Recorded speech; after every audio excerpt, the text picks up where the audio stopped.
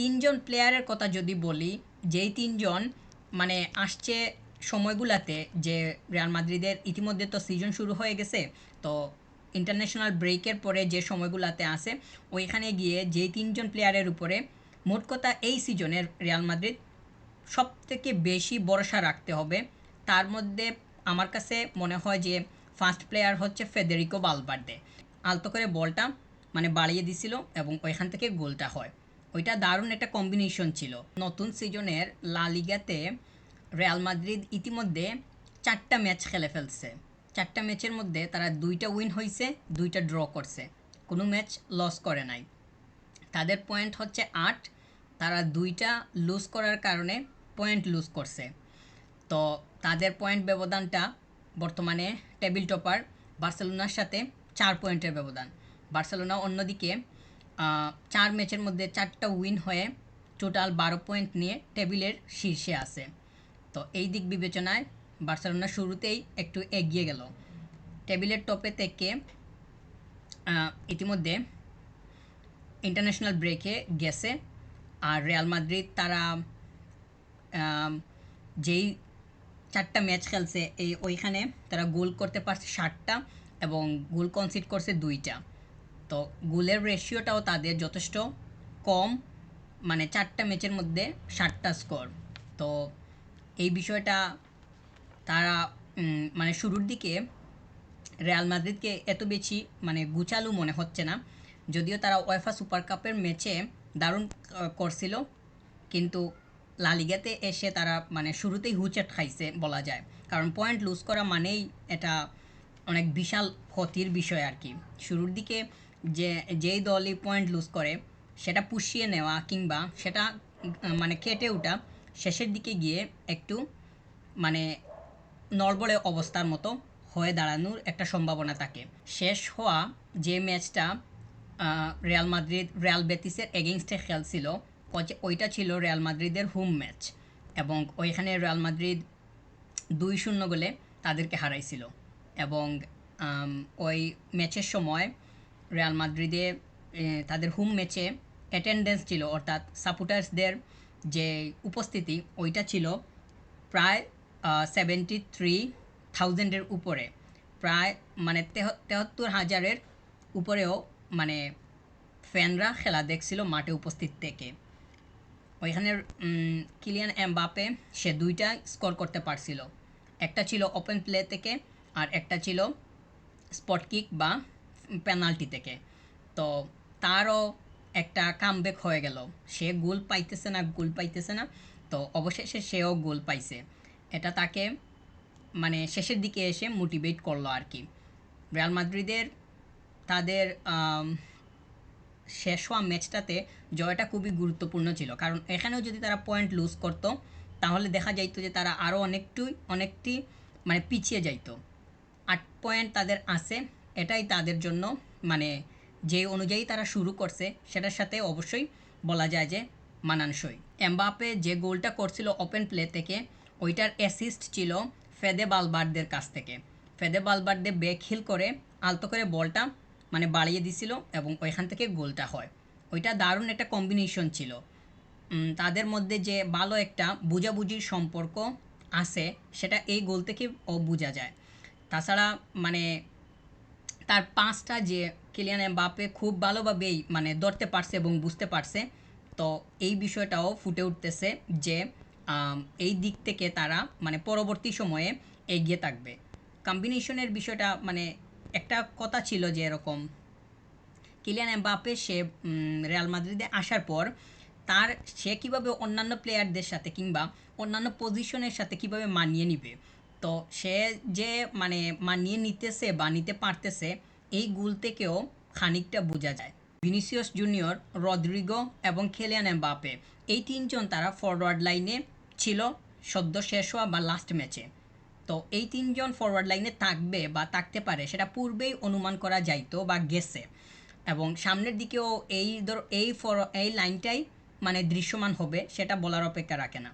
তো সিজন শুরুর আগে এরকম একটা মানে অনেক কথাই ছিল যে এই তিনজনের বন্ডিংটা কীরকম হতে পারে, ফরওয়ার্ড লাইনের বন্ডিংটা কীরকম হতে পারে না হতে পারে, এইরকম একটা মানে কথা শোনা যাচ্ছিল। তো আমিও আমার আরেকটা মানে ভিডিওতে বলছিলাম যে এটা নিয়ে কথা বলবো। তো এই বিষয় নিয়ে কথা বলতে হলে মানে অনেক কিছুই বলা যাবে।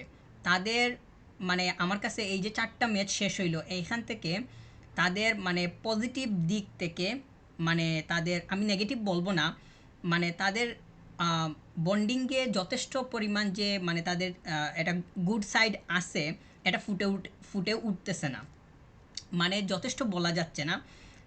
যেহেতু এটা একদম শুরুর দিক, আরেকটু সময় যাইতে হবে।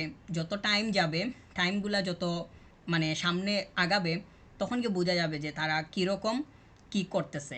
তাছাড়া যখন চ্যাম্পিয়ন্স লিগের ম্যাচ আসবে তাদের, রিয়াল মাদ্রিদের যখন চ্যাম্পিয়ন্স লিগের ম্যাচ আসবে, যখন তারা কোনো বড় দলের বিপক্ষে তারা মানে মোকাবেলা করবে, মানে স্টেজ যখন বড়, টিম যখন বড়, তখন গিয়ে দেখা যাবে যে তাদের মানে ফরওয়ার্ড লাইনের বন্ডিংটা কতটুকু পর্যন্ত কোথা থেকে কোথায় গেছে। বর্তমানে যেই অবস্থা সেটাকে কোনোভাবে গুড বলা যাচ্ছে না, বরং আমি বলবো যে এটা যথেষ্ট পরিমাণ না, অর্থাৎ এনাফ না। যেহেতু শুরুর সময়, এটা আর একটু সামনের দিকে যাইতে হবে এবং সময়ের সাথে সাথে হয়তো মানিয়ে নেওয়ার বিষয়টাও আসবে। 4 ম্যাচে তারা 7টা স্কোর করতে পারছে, 7 গোল তারা স্কোর করছে। এটা বলা যায় যে মানে তুলনামূলকভাবে কম। অর্থাৎ আম, লিগের শুরুতেই তারা যেভাবে স্টার্ট করছিল বা যেই ধরনের স্টার্ট তাদের কাছ থেকে প্রত্যাশিত ছিল, বা তাদের ফ্যানরা যেই ধরনের প্রত্যাশা করতে পারেন রিয়াল মাদ্রিদের কাছ থেকে, মানে সাপোর্টার্সরা তাদের মানে অনেক বেশি প্রত্যাশা করবে, সেই তুলনায় রিয়াল মাদ্রিদ তা দিতে পারেনি, অর্থাৎ অনেক কম ছিল। 7টা স্কোরিংয়ের বিষয়টাকে তাদের যে স্কোরিং মেন্টালিটি বা স্কোরিং করতে পারতেছে কিনা, স্কোরিং ক্যাপাবিলিটি, এইটাকে প্রশ্নমুখী করতেছে। মানে তারা সামনের দিকে গিয়ে কেমন স্কোর পাবে বা তাদের স্কোরিংটা কতটুকু আগাতে পারে, সেটাও একটা বিষয় হয়ে দাঁড়াতে পারে। তাছাড়া এই যে 3জন সামনে খেলতেছে, রদ্রিগো, ভিনিসিয়াস এবং কিলিয়ান এমবাপ্পে, এই 3জনের মধ্যে কেউই কিন্তু পারফেক্ট নাম্বার 9 নন। অর্থাৎ তারা 3জনই কিন্তু উইঙ্গার। তো এই 3জনের কাছ থেকে গোল আশা করাটা মানে কতটুকু যুক্তিযুক্ত হতে পারে, সেটা আসলে আরও যখন সময় অতিবাহিত হবে তখন বোঝা যাবে। এই 4টা যে ম্যাচ শেষ হইল, ওইখানের মধ্যে তাদের গোল করার যে ক্যাপাবিলিটিটা, মেন্টালিটিটা, সেটা কিন্তু খুব ভালোভাবে যে ছিল সেটা কিন্তু বলার কোনো সুযোগ আসলে নেই। অন্যদিকে তাদের মিডফিল্ডে টনি ক্রুসের ঘাটতিটা খুব ভালোভাবে কাটিয়ে উঠতে হবে। তা না ছাড়া টনি ক্রুস মানে লাস্ট সিজনে রিয়াল মাদ্রিদ তো ওয়েফা চ্যাম্পিয়ন্স লিগ চ্যাম্পিয়ন হয়েছিল। তো চ্যাম্পিয়ন্স লিগে চ্যাম্পিয়ন হইতে টনি ক্রুসের কিন্তু অনেক বড় বা অনেক বেশি অবদান ছিল। তো তার জায়গাটা ফিল আপ করতে হলে রিয়াল মাদ্রিদকে অনেক ভালোভাবে আগাতে হবে। কার্লো আনচেলত্তি তিনি তো লাস্ট সিজনে টনি ক্রুসকে ব্যবহার করছিলেন, তো এই সিজনে তিনি পাচ্ছেন না। তো তার অনুপস্থিতিতে বা সে চলে যাওয়ায়, রিটায়ারমেন্টে যাওয়ার কারণে, তো তার ঘাটতিটা কীভাবে পূরণ করতে হবে সেই বিষয়ের দিকেও মনোযোগ দেওয়া দরকার আছে। তাছাড়া মিডফিল্ডে সুয়ামিনি থেকে শুরু করে কমাবিঙ্গা এবং ফেদে বালবার্দে, এই 3জনের মানে এই 3জন তো অবশ্যই আছে। তাছাড়া মদ্রিচ তো আসেনি। তো তাদের সবাইকে কম্বাইন করে পরিকল্পনা অবশ্যই কার্লো আনচেলত্তিকে সাজাতে হবে। অন্যথায় টনি ক্রুসের যে ঘাটতিটা সেটা কাটিয়ে ওঠাটা মোটামুটি কষ্ট হয়ে যাবে। কারণ একটা প্লেয়ার যে তার নির্দিষ্ট জায়গাতে ফিক্সড ছিল, অর্থাৎ সে রিয়াল মাদ্রিদে লাস্ট সিজনে ফিক্সড ছিল, তো ফিক্সড একটা প্লেয়ার চলে গেছে, তো তার জায়গাটা পূরণ করা মানে একটা কঠিন বিষয়, তবে অসম্ভব নয়। এটা রিয়াল মাদ্রিদ কাটিয়ে উঠতে পারবে, কারণ তাদের আন্ডারে যথেষ্ট প্লেয়াররা আছে, তাদের যে গণ্ডির ভেতরে সেখানে যথেষ্ট পরিমাণ রিসোর্স তার আছে, কোচের কাছে রিসোর্স আছে, সেটা ঠিকঠাক মতো ব্যবহার করা গেলে এই দিকটা কাটিয়ে ওঠা খুব বেশি কঠিন হবে না। 2013 সাল থেকে 2024 সাল পর্যন্ত টনি ক্রুজ রিয়াল মাদ্রিদের হয়ে খেলছেন। তো 2013 সালে আসছিলেন, এখন 2024 সালে তিনি গেছেন। রিয়াল মাদ্রিদ তথা বড় বড় ম্যাচ এবং প্ল্যাটফর্ম বা বড় বড় লিগের সামনে এন্ড্রিক একদম নতুন।